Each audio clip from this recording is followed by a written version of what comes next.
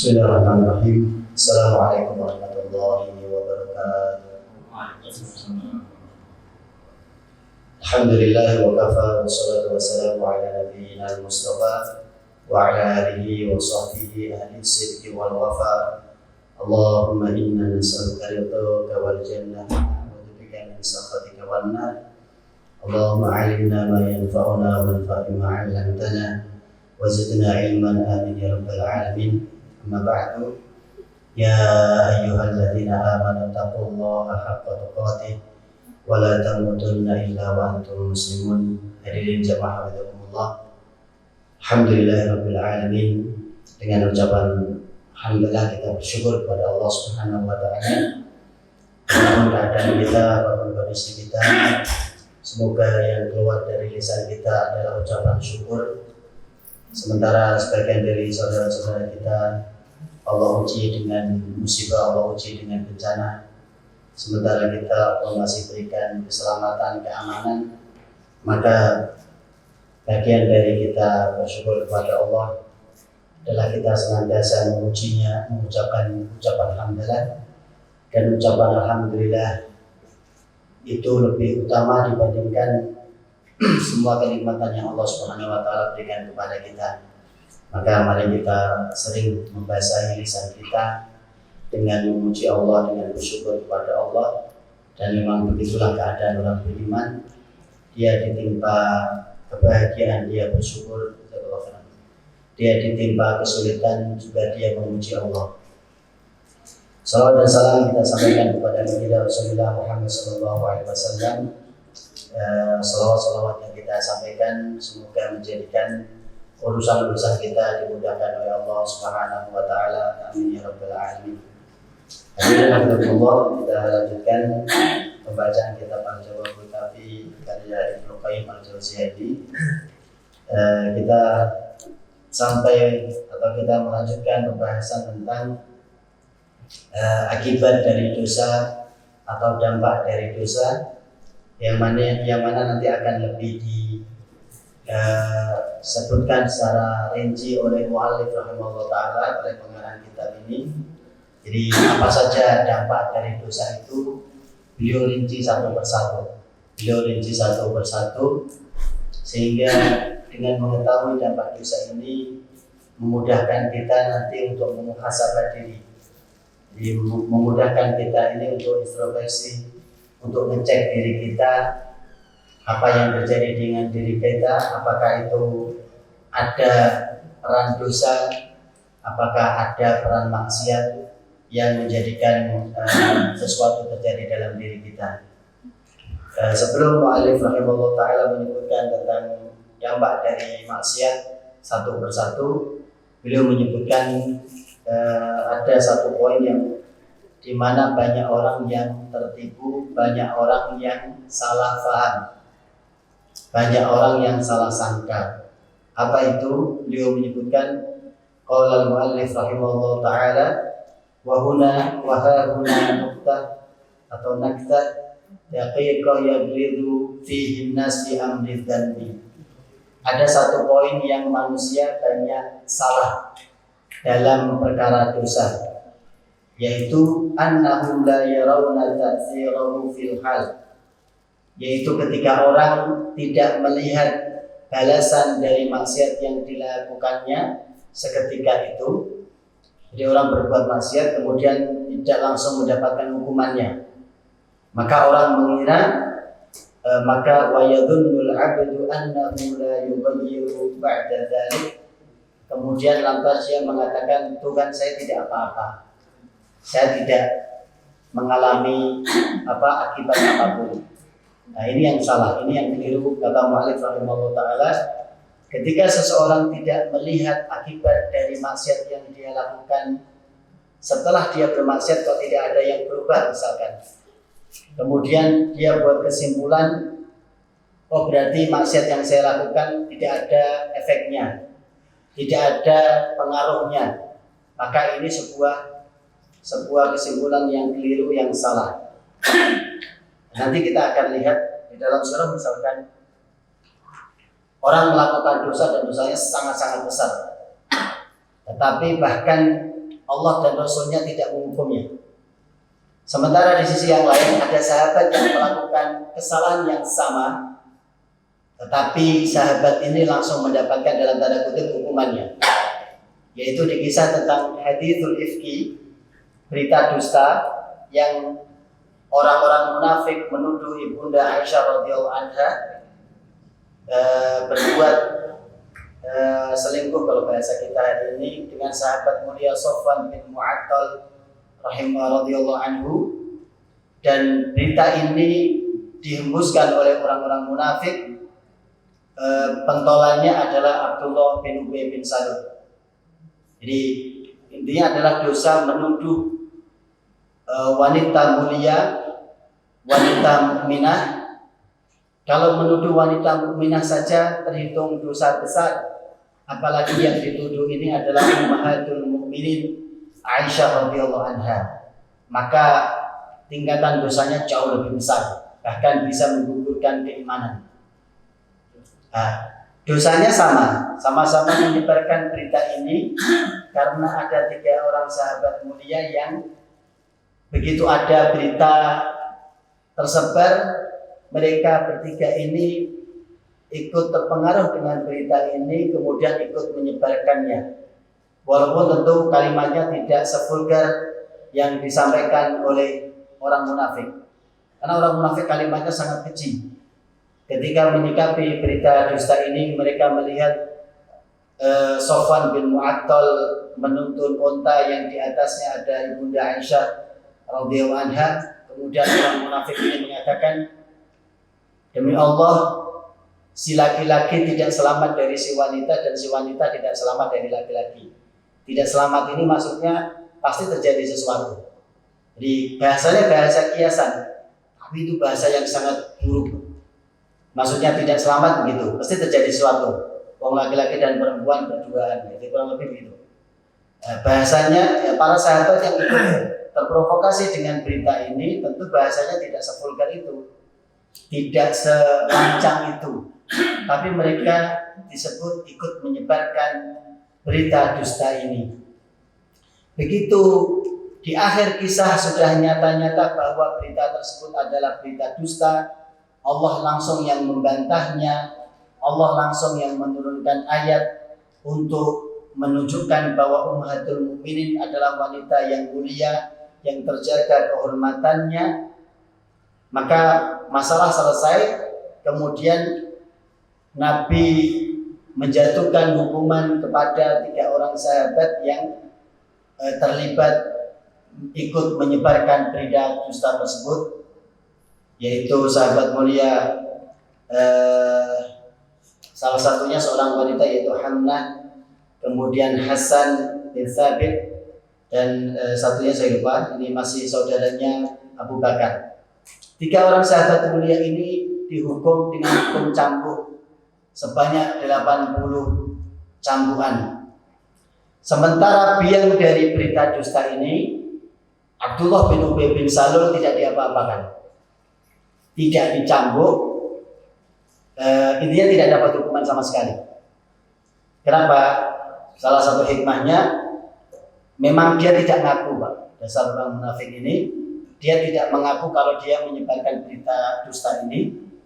Tapi yang lebih penting dari itu hikmahnya adalah ketika dia menjadi melakukan provokasi menyebarkan berita dusta ini, bahkan dia sumber awalnya dan dia orang munafik, maka ketika dia tidak dijatuhi hukuman, sementara fungsi hukuman itu kan menggugurkan dosa, kesalahan. Jadi fungsi hukuman di dalam syariat Islam itu, misalkan kalau ada orang mencuri kemudian diterapkan hukum potong tangan, maka hukum potong tangan ini menjadi kafarat, menjadi penghapus dosa dia melakukan pencurian, sehingga nanti di akhirat tidak perlu dituntut lagi dosa mencurinya. Jadi Abdullah bin Ubay bin Salul tidak dicambuk, tidak dihukum sama sekali. Kenapa? Karena Allah tidak ingin menggugurkan dosanya, sehingga nanti dosanya akan Allah tagih di akhirat. Dosanya nanti ditumpuk di akhirat, nanti akan berhadapan dengan Allah Subhanahu wa taala langsung.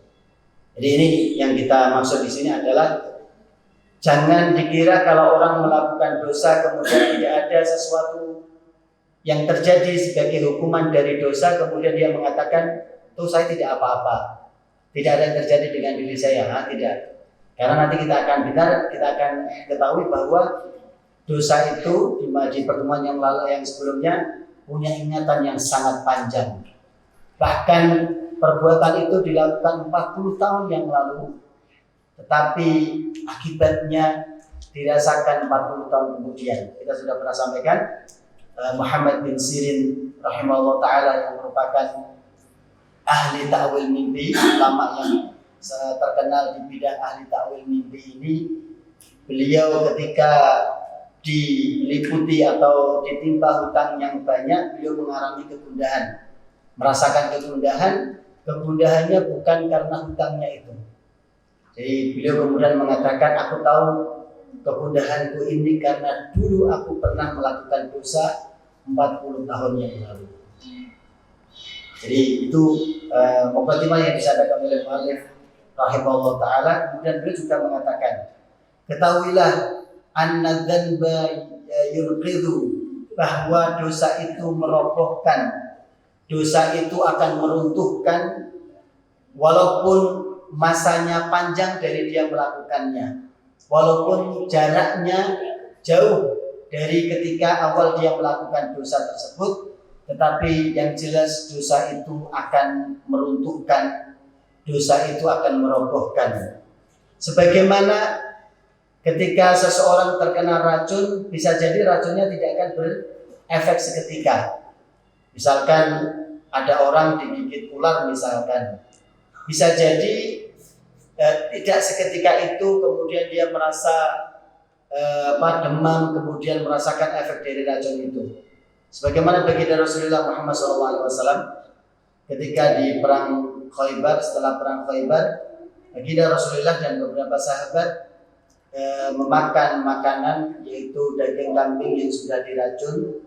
Memang ada beberapa sahabat yang langsung merasakan efek racun itu seketika. Tapi baginda Rasulullah Muhammad SAW perang Khaybar itu tahun 7 Hijriah dan beliau wafat tahun 11. Artinya masih ada 4 tahun, tapi efek dari racun itu masih terasa, artinya masih ada.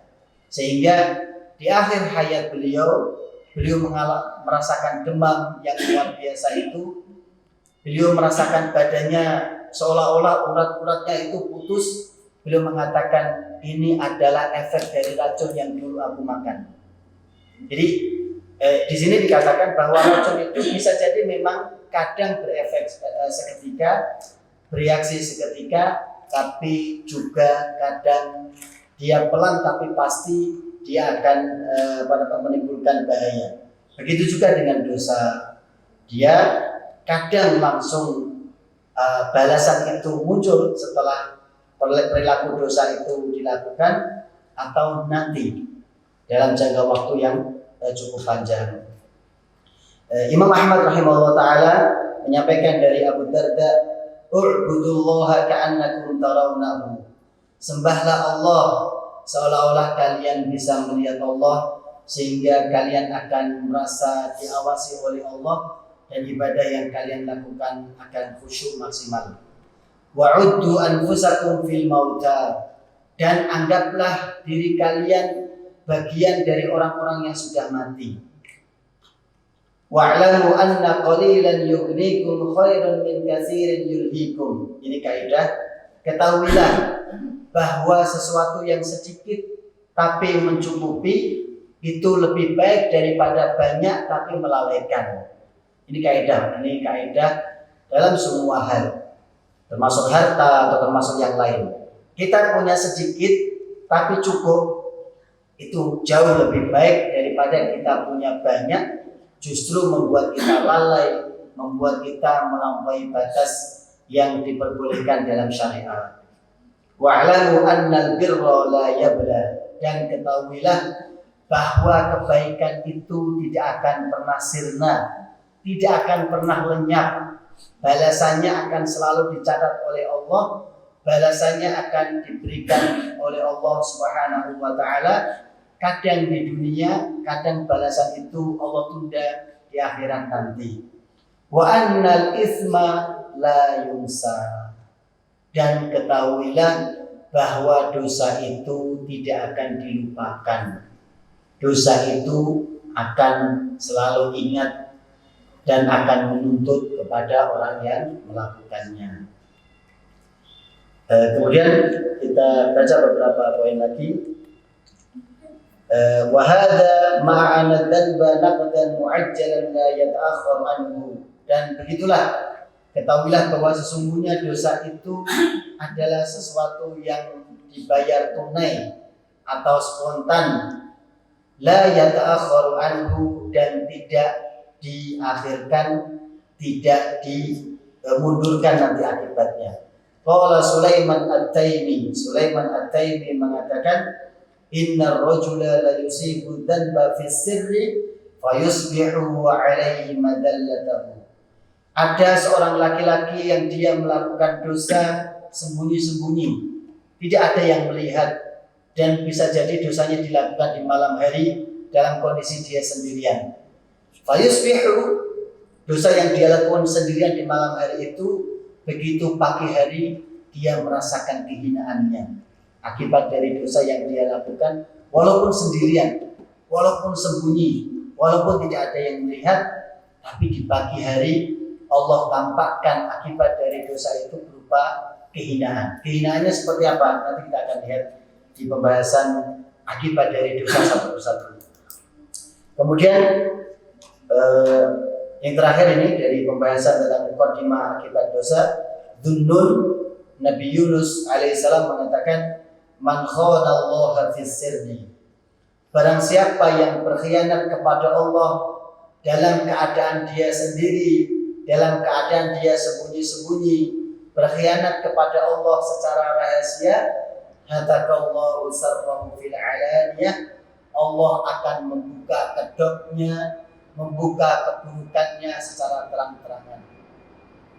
Bisa jadi maksiat kepada Allah dia lakukan sembunyi-sembunyi, tapi Allah membuka perbuatan buruknya itu secara terang-terangan sehingga bisa dilakukan orang. Bahkan nanti akan disebutkan di sini, dosa itu nanti akan kelihatan bahkan di fisik orang yang melakukannya, di wajah terutama, di wajah terutama. Bayangkan, jadi kalau di tangan masih penting kan bisa ditutupi, ya kalau di wajah, jadi dosa itu sampai nanti tampak kelihatan, bisa dilihat orang dari wajah pelakunya. Nanti akan kita bacakan insyaallah. Baik, faslun, bab berikutnya, min atharil ma'asi, akibat dari maksiat. Ini nanti diperinci satu persatu oleh muallif rahimahullah taala. Walil ma'asi minal atharil qabihatil madmumati. Maksiat itu punya dampak yang buruk, punya dampak yang tercela, al-madarrati bil qalbi wal badani fid dunya wal akhirah, yang akan membahayakan hati dan juga badan baik di dunia maupun di akhirat. Ma la ya'lamuhu illallah, yang tidak ada tahu seberapa buruk akibat dari dosa itu kecuali Allah Subhanahu wa taala. Baikkan, tadi muallif menyebutkan akibat dari maksiat itu akan membahayakan hati, membahayakan badan di dunia maupun di akhirat. Jadi lengkap loh. Akibat dari maksiat itu lengkap. Ya ganggu hati seseorang pelakunya, juga ganggu fisik, bahkan sampai fisik. Nanti akan disebutkan insyaallah. Apa akibat dari dosa atau maksiat itu? Faminha hirmanul ilmi. Yang pertama, akibat dari maksiat itu adalah terhalang dari mendapatkan ilmu. Ilmu yang dimaksud di sini ilmu yang bermanfaat, baik ilmu agama terlebih maupun ilmu dunia. Selama itu ilmu-ilmu yang bermanfaat, maka kalau dia mendapatkannya disertai dengan maksiat atau dia melakukan maksiat, maka dia akan terhalang dari mendapatkan ilmu yang bermanfaat tersebut. Kenapa begitu? Beliau menyampaikan, muallif, fa innal ilma nurun, karena ilmu itu adalah cahaya yang Allah letakkan di dalam hati. Wal ma'siyah, sedangkan maksiat itu memadamkan cahaya tersebut. Jadi ilmu itu cahaya yang Allah letakkan di dalam hati, sedangkan maksiat dapat memadamkan cahaya tersebut. Imam Syafi'i rahimahullah ta'ala ketika di awal beliau berguru kepada Imam Malik rahimahullah ta'ala, maka Imam Malik kemudian langsung bisa melihat ada cahaya yang Allah Ta'ala letakkan di dalam diri Imam Syafi'i, dan itu tampak dari hasil belajarnya Imam Syafi'i rahimahullah ta'ala. Jadi di usia beliau yang masih sangat-sangat belia, bahkan di awal belajar dengan Imam Malik baru mau matur minta izin untuk belajar, karena Imam Malik itu beliau termasuk guru yang sangat-sangat ketat. Beliau tidak mau menerima murid yang masih anak-anak. Kenapa? Itu bagian dari, karena beliau ulama ahli hadis, dan biasanya kalau ahli hadis itu ketat. Jadi termasuk Imam Malik ini tidak mau menerima murid anak-anak. Nah, Imam Syafi'i ini pengecualian, karena begitu beliau minta izin, beliau menyampaikan, wahai guru, saya sudah hafal kitabmu, yaitu Al-Muwatta. Jadi belum berguru kepada Imam Malik, beliau sudah menyampaikan, saya sudah hafal kitabmu. Maka begitu dites ternyata betul, maka Imam Malik mau menerimanya.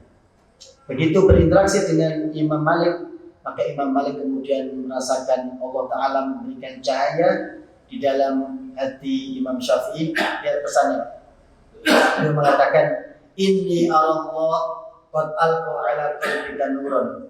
Sungguh aku melihat Allah telah meletakkan di dalam dirimu cahaya, wahai Syafi'i. Fala tudfi'hu bidzulmatil ma'siyah, jangan kau padamkan cahaya yang Allah letakkan di dalam hatimu itu dengan kegelapan maksiat.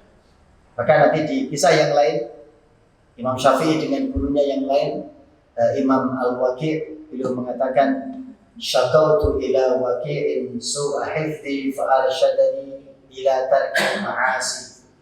Beliau Imam Syafi'i pernah mengeluh kepada gurunya Imam Waqi'.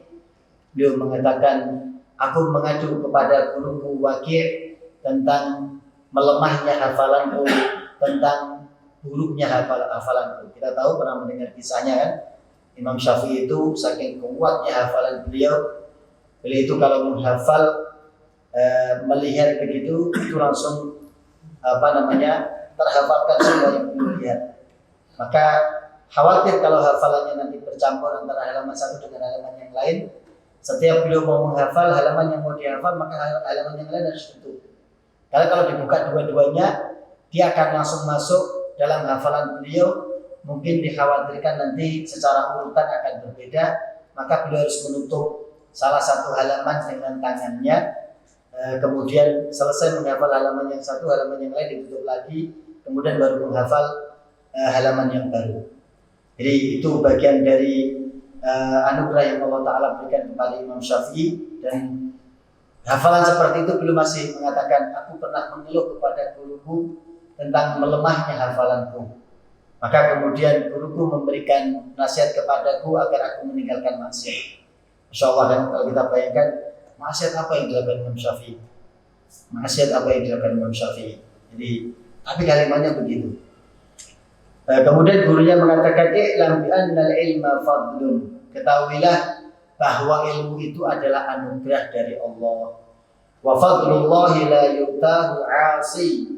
Sedangkan anugerah dari Allah tidak akan Allah berikan kepada orang yang durhaka kepadanya. Bagaimana? Orang durhaka kok masa mau diberi? Orang maksiat bangga kepada Allah, masa Allah mau memberikan ilmu kepadanya? Itu yang pertama. Jadi dampak dari maksiat itu, Allah haramkan pelakunya dari mendapatkan ilmu yang bermanfaat. Yang kedua, hirmanur rizqi. Dampak dari maksiat yang kedua adalah Allah haramkan pelakunya dari mendapatkan rezeki yang halal, dari mendapatkan rezekinya. Sebagaimana hadis yang di beberapa pertemuan sudah kita bacakan, yaitu innal 'abda la yuhramur rizqa bidzanbi yusibuhu seorang hamba itu akan terhalang dari rezekinya dengan dosa yang dia lakukan. Jadi diantara kan kemarin kita memberikan contoh bahwa orang ingin mendapatkan rezekinya dengan tergesa-gesa, justru malah dia tidak mendapatkannya sama sekali. Contoh yang sering diutarakan oleh ulama fikih biasanya tentang orang yang membunuh maka dia terhalang dari mendapatkan warisannya. Jadi orang ingin mendapatkan warisan karena butuh misalkan, kemudian dia membunuh misalkan naudzubillah membunuh orang tuanya. Mikirnya sih kalau orang tuanya meninggal dia akan cepat dapat warisannya. Tapi begitu ketahuan anak ini membunuh orang tuanya, justru si anak ini tidak akan mendapatkan warisan dari orang tuanya sama sekali. Itu contoh kecil, contoh gampangnya bahwa dosa itu akan menghalangi seseorang mendapatkan rezeki. Kan warisan kan anaknya harusnya kan dapat. Tapi karena dia ingin mendapatkan warisan itu dengan cara bermaksiat, yaitu membunuh, maka justru dia terhalang dari mendapatkan haknya yang seharusnya dia terima. Itu contoh gampangnya seperti itu, dan itu nanti akan disebutkan di pembahasan tentang warisan bahwa pembunuh tidak akan mendapatkan hak warisannya. Kemudian mu'allif menyebutkan sebagaimana takwa kepada Allah menjadi pintu datangnya rezeki di surah At-Talaq, wa may yattaqillaha yaj'al lahu makhraja wa yarzuqhu min haitsu la yahtasib. Barang siapa yang bertakwa kepada Allah, Allah akan jadikan solusi-solusi dari masalah yang dia alami. Allah akan berikan jalan keluar dari permasalahan yang dia sedang alami. Wa yarzuqhu min haitsu la yahtasib, dan Allah akan memberikan kepadanya rezeki dari jalan yang bahkan dia tidak pernah menduganya sama sekali. Jadi kalau takwa itu mendatangkan rezeki, mengundang rezeki, maka meninggalkan ketakwaan berarti bermaksiat adalah mengundang kefakiran. Jadi kebalikannya, kalau takwa itu menarik rezeki, menjadi magnet untuk datangnya rezeki, maka bermaksiat menjadi penarik kefakiran, membuat orang menjadi fakir. Tidak ada hal yang membuat rezeki itu cepat datang melebihi meninggalkan maksiat, kata mu'allif. Famastujliba rizqun bimithli tarkil ma'asi. Tidak ada hal yang memudahkan rezeki itu datang sebanding dengan meninggalkan maksiat. Maksudnya dengan meninggalkan maksiat maka rezeki itu akan mudah datang. Itu yang kedua, diharamkan dari mendapatkan rezeki. Yang ketiga, wa minha wahsyatun yajiduhal 'asi fi qalbihi bainahu wa bainallah. Dampak dari maksiat yang dilakukan, orang akan merasa gersam, orang akan merasa hampa hatinya, antara dirinya dengan Allah ada kehampaan, ada gersam, gak enak rasanya. Jadi yang kalaupun dia melakukan ibadah kepada Allah, tidak akan pernah ada kelezatan sama sekali yang dia rasakan. Jadi orang yang melakukan maksiat itu ada rasa hampa dalam dirinya, antara dirinya dengan Allah itu ada jarak kehampaan yang sangat jauh. Jadi dia tidak akan pernah merasakan kenikmatan dekat dengan Allah. Bahkan Allah tidak sudi dengannya, sehingga begitu Allah tidak sudi dengannya, Allah akan buat lisan orang itu tidak akan menyebut nama Allah, kalaupun menyebut sedikit. Jadi sampai begitu ketika Allah tidak suka dengan seseorang karena maksiat yang dia lakukan, Allah pun membuat Allah tidak sudi namanya disebut oleh orang tersebut, sehingga orang tersebut tidak akan banyak menyebut nama Allah, tidak banyak berzikir. Paham maksudnya? Jadi saking Allah tidak senangnya kepada seseorang yang dia mungkin banyak bermaksiat kepada Allah, Allah jadikan dia sedikit mengingat Allah, sedikit berzikir. Kebalikannya, Kalau Allah jadikan kita banyak mengingat Allah, lisan kita Allah kita basahi dengan menyebut nama Allah, maka itu bagian dari tanda cinta Allah kepada kita. Karena Allah senang kalau lisan kita selalu menyebut namanya, selalu mengagungkan zatnya. Jadi itu kebalikannya. Jadi kemudian orang yang bermaksiat kepada Allah ini sampai-sampai atau perasaan hamba ini hanya akan dirasakan, kata muallif, wa hadza amrun la yuhissu bihi illa man fi qalbihi haya. Orang yang bermaksiat itu akan merasa hatinya kering, hatinya kosong, hatinya hampa itu, dan dia bisa merasakan kalau hatinya hidup. Nah, itu masalahnya. Nah, kalau orang sudah banyak bermaksiat kemudian tidak merasakan apa-apa sama sekali, berarti itu yang disebut hatinya sudah mati. Jadi orang yang masih merasakan ada gersang, hatinya kering, kita mungkin sering pernah mendengar orang, Pak, hati saya kering ini, tolong nasihati saya, tolong berikan nasihat kepada saya. Jadi itu masih mending. Itu masih mending dalam artian berarti perasaan dia merasa hatinya kering, hatinya hampa itu bukti bahwa hatinya masih hidup. Nah, kalau dia sudah banyak bermaksiat kok tidak merasakan apa-apa dalam hatinya, berarti tandanya hatinya sudah mati. Kalau kata pepatah di Arab, pepatahnya mengatakan, wa ma lijurhin bimayyitin ilam. Kalau bangkai itu dia mau dikuliti, diapain kan sudah nggak merasa. Ya ada bangkai nih, katakan bangkai kambing, dia mau dikuliti, mau dicincang, rasa sakit apa tidak? Kan enggak. Yang rasa sakit itu kalau masih hidup, masih ada kehidupan, dia terguris sedikit pasti merasa sakit. Ada luka sedikit merasa sakit. Tapi namanya kalau sudah mati, mau dicincang-cincang badannya, tubuhnya, mau kulitnya ditarik, ya nggak akan kerasa, sudah mati. Jadi analoginya seperti itu. Kalau orang masih merasakan kehampaan ketika dia bermaksiat, gersang hatinya, tidak enak. Namanya gersang itu kalau gambaran kita masuk ke dalam satu tempat itu lama tidak ditinggali, kotor di mana-mana, ada sarang laba-laba di mana-mana, kan rasanya tidak nyaman. Rasanya kurang lebih gersang, sumpek. Kalau orang bermaksiat kemudian masih merasakan sumpek seperti itu, maka dia masih harus bersyukur. Satu sisi memang itu akibat dari maksiat yang dia lakukan.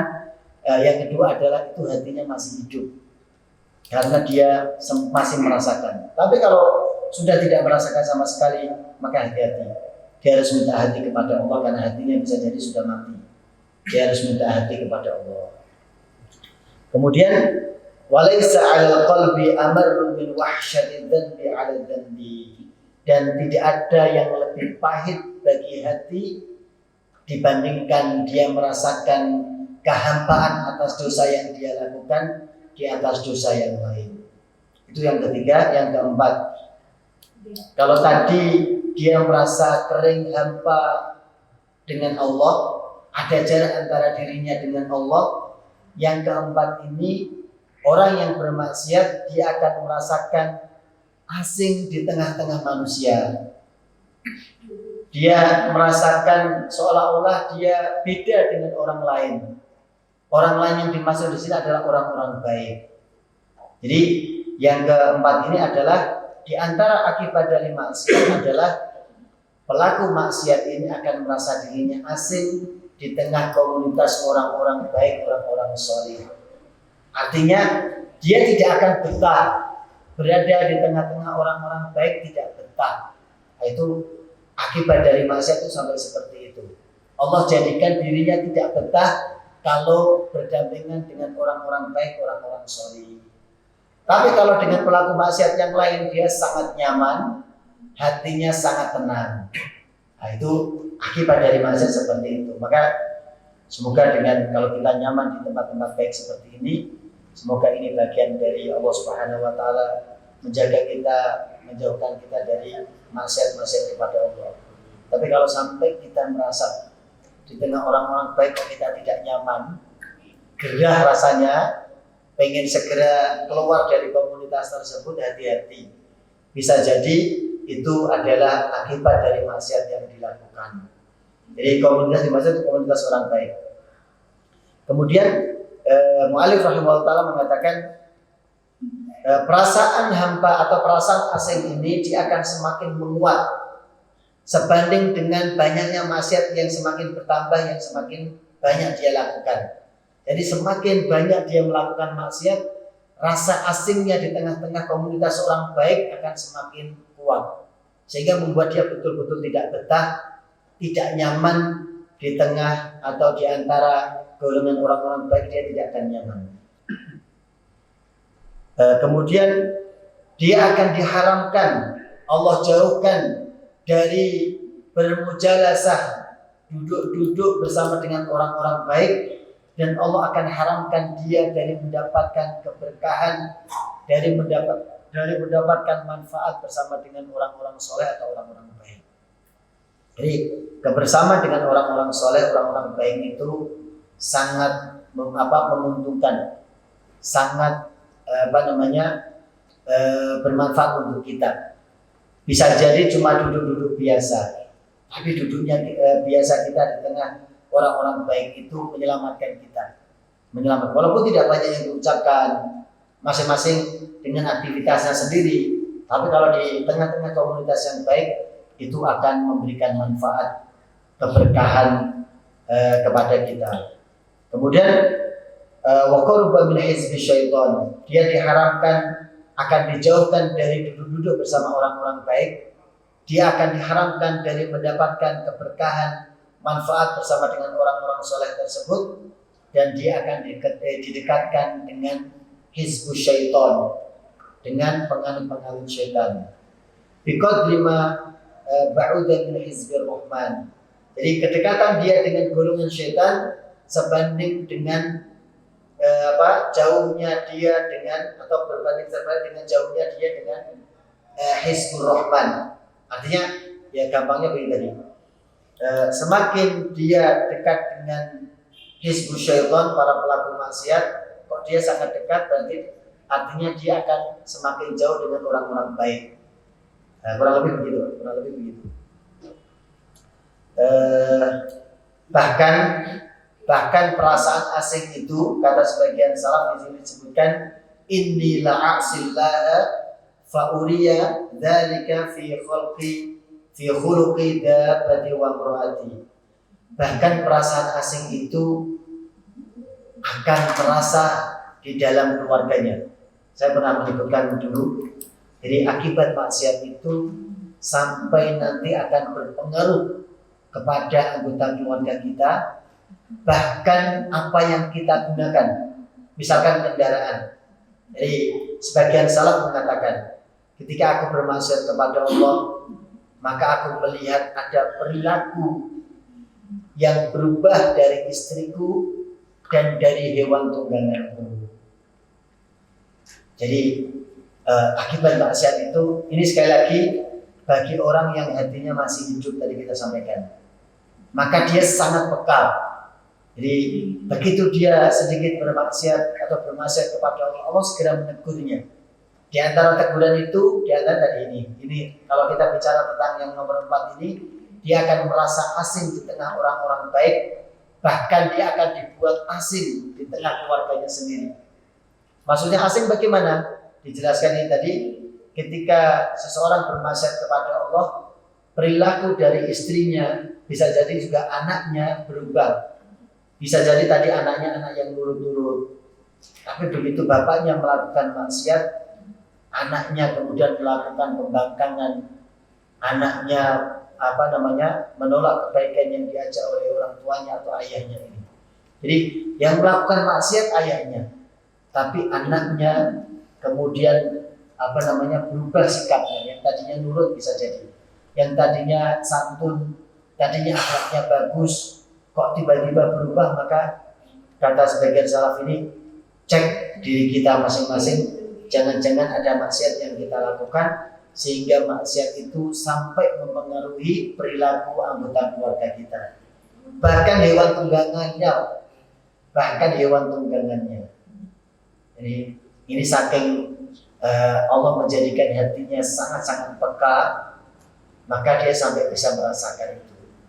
Dan enak kalau sudah begitu, artinya Allah sayang dengan orang tersebut karena langsung ditegur oleh Allah. Kalau langsung ditegur oleh Allah, kemudian bertaubat kembali kepada Allah, maka mudah-mudahan Allah mengampuninya. Nah, daripada dibiarkan, sekali lagi daripada dibiarkan orang bermaksiat kemudian tidak langsung mendapatkan balasannya, kemudian dia bermaksiat lagi, baru nanti balasannya di akhir dan sudah numpuk. Nah, itu kan jauh lebih berat kan. Mending tentu dua-duanya buruk kan. Tapi kalau boleh dibandingkan, mending kalau kita salah langsung ditegur oleh Allah seketika, itu masih mending. Kita kembalinya juga tidak jauh-jauh amat.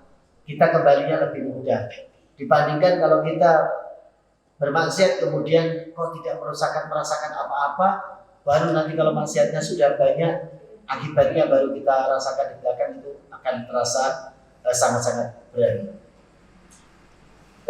Kemudian yang kelima, dampak dari maksiat itu, dan ini lagi-lagi nanti akan menjadi ukuran untuk kita. Yang kelima adalah ta'siru umurihi alaihi. Allah akan jadikan urusannya ribet. Orang yang bermaksiat ini Allah akan jadikan dia punya urusan, dia punya katakan pekerjaan, Allah jadikan ribet, Allah jadikan sulit, Allah jadikan susah. Ini nanti bisa untuk introspeksi kita masing-masing. Bagaimana cara menjelaskannya? Mu'alif rahimahullah menjelaskan. Sebagaimana kalau orang yang bertakwa kepada Allah, Allah jadikan urusannya mudah. Lagi-lagi di dalam surah At-Talaq Allah berfirman, "Wa may yattaqillaha yaj'al lahu min amrihi yusran." Barang siapa yang bertakwa kepada Allah, Allah akan jadikan urusannya mudah. Maka orang yang meninggalkan bertakwa kepada Allah, Allah akan jadikan urusannya sulit.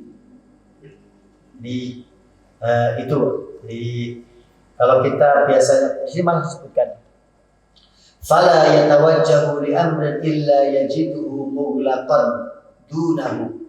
Tidaklah dia melakukan satu urusan kecuali dia akan mendapati jalan buntu dari urusannya.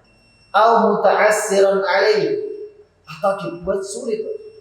Harusnya urusan itu kelihatan mudah, gampang diselesaikan, gara-gara maksiat yang dia lakukan urusan jadi berbelit-belit, jadi susah, jadi tidak menemukan solusi jalan keluarnya. Tadi kita sudah sebutkan ayatnya, kalau orang yang bertakwa kepada Allah jadikan urusannya mudah, maka begitu juga orang yang meninggalkan takwa, Allah akan jadikan urusannya sulit. Kita cukupkan dulu karena pembahasannya masih sangat-sangat panjang.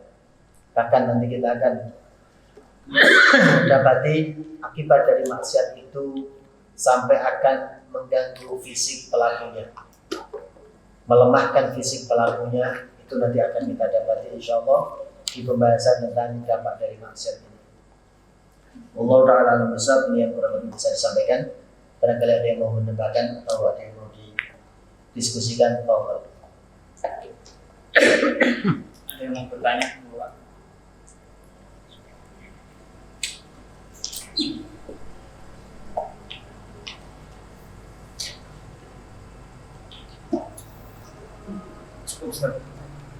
Kita cukupkan, insyaallah khairan.